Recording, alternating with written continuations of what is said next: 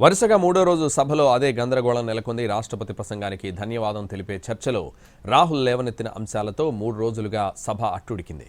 Army మాజీ chief Naravane పుస్తకాన్ని రాహుల్ ప్రస్తావించడంతో గందరగోళం నెలకొంది. 3 రోజులుగా ఇదే అంశం లోక్సభను కుదిపేసింది.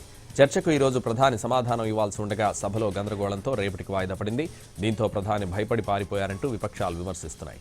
మరోవైపు రేపు రాజ్యసభలో ప్రధాని ప్రసంగించనున్నారు. రాష్ట్రపతి ప్రసంగానికి ధన్యవాద తీర్మానంపై ప్రధాని సమాధానం ఇవ్వనున్నారు.